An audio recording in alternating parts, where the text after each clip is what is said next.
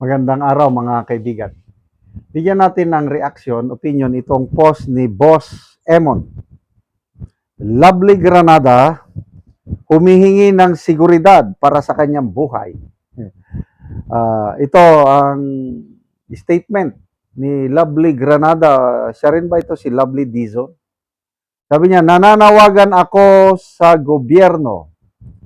Sana bigyan ako ng security dahil marami na ang nagbabanta sa buhay ko. Sana aksyonan kaagad. I don't know how true itong statement na ito. I'm just reacting, giving my opinion dito sa post ni Boss Emon. Ang una kong na-monitor is yung sinasabi niya na may banta ang buhay niya kasama na ang pamilya niya. Kailan, sabi niya na hindi ako takot. Ituloy ko pa rin ang pagpapahayag ng katotohanan. Sabi ko, yan, tunay yan. Parte sa risk yan kung political vlogger ka, tapos meron kang tapang, audacity na hamunin mo one-on-one debate ang Vice President, normal na may mga DDS na overprotective kay BP Sara, kung ano-anong sasabihin sa comments. Kung ang basihan lang ni Lovely Granada o Lovely Dizon na yung pagbabanta is comments, dapat wag mong paniwalaan yung kasi freedom of expression din yun eh. Yung ilabas mo yung galit mo doon sa comments, depende rin kung basta kung vlogger ka, normal yan, ibas kanila. Ako, naranasan ko rin nung ayoko naman maging political vlogger nung una. Ang akin, nung nag-vlog ako, is more on organic farming, salita ng Diyos, family relationship, health tips, ganun lang ako nung una. Hindi ko namalayan is napasok na ako sa political content. At ngayon, nandito na. So, nararanasan ko yan, yung bus, kung ano-anong masasakit na salita na pinupukol nila sa akin, kibit balikat lang ako. Meron din yung nananakot na ano daw, tanggalan ako ng pensyon, kasuhan. Tinawanan ko lang. Ganyan talaga ang buhay sa... Kasi kung yung politiko mismo, delikado rin sila eh. May mga kalaban sila sa politika. So, ganyan, siraan. So, the same thing, kung political vlogger ka, huwag ka nang magtaka kung may mag-ano sa'yo, laban na lang. Akala ko, sabi niya, tutuloy ko lang. Tutuloy ko lang ang paglalahad ng katotohanan. Hindi ako natatakot. Ganon ang statements niya na nababasa ko nung una. Bakit ngayon biglang humingi ng security? Tingnan natin ang nag-react ko. 10,000 ang nag-react. 10,000 din ang tumatawa. 34 ang galit. 242 lang ang nag-like. So dito mo makikita yung karamihan sa netizens hindi na naniniwala dito kay Lovely Granada. Comments. Jomar Villanueva, you cast the die, so accept what you get after you rolled it. Amunin mo pa naman ng one-on-one ang Vice President. Talagang mirisi gaba. Kung anong itinanim mo, yan ang anihin mo. May mga diehard talaga. Kaya nga tinawag DDS. Diehard Duterte supporters. They are willing to do anything for Duterte. So, Tatsuki Araso, kaya mo yan. Wala naman takot ang avatar. Diba? Ariel Garcia, feeling VIP. Sure ka? Melody Bernadas, buti may pake sila sa iyo. Nananawagan sa sila gobyerno. Hindi naman, ito, ang mga dilawan, tuwan-tuwa kay Lovely Granada.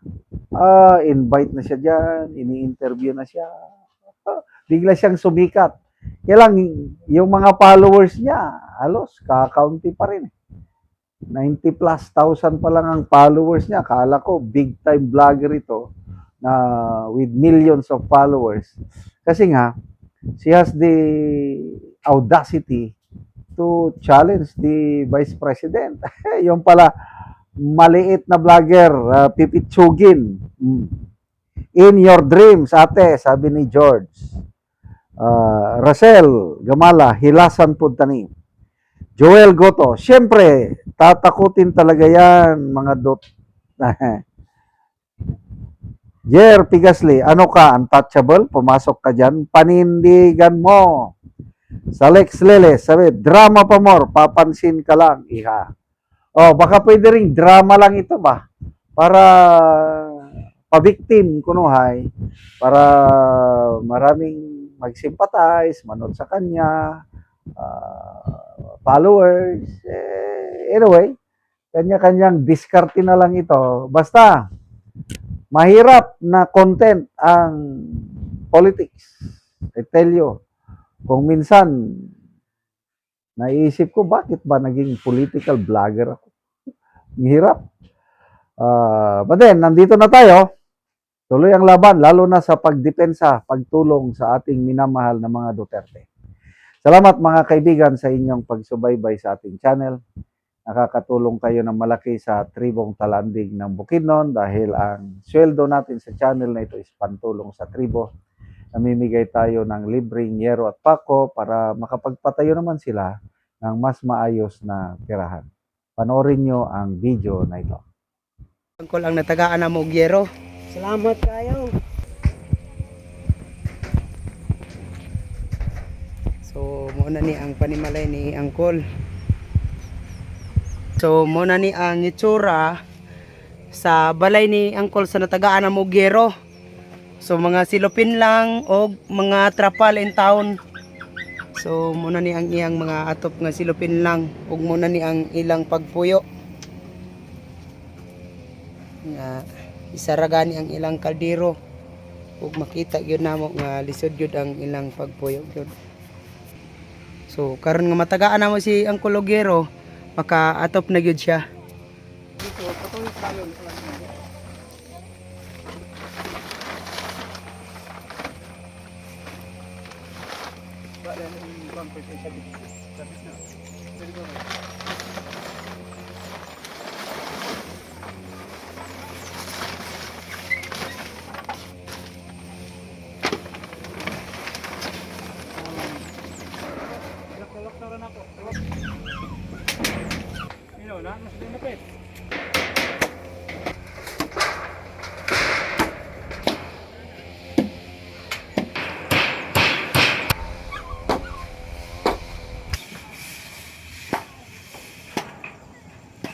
Og karon human na gyud sa pag-atop, so napulian na gyud tong atop ilang ante og angkol nga mga silupin lang og karon maayo na gyud nga tan-awon. So gawas nga nabalayan sila, naapod mi ihatag sa ilaha.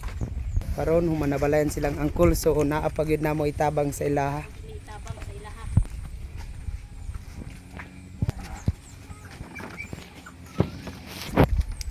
So muna ni anti nga gasa nga mong ihatag sa inyo anti nga tabang. So abri ante. So muna na ang tabang ilang ante ni Angkol. Para nga makita po ninyo ang sulod. Salamat din kayo. Mga plato, sudan, noodles, kape, gata, bugas.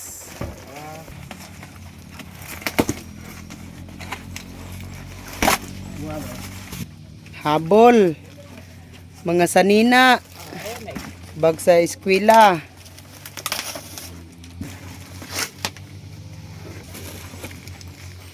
mga gamit, mga sanina. Sige, salamat Col. Sige.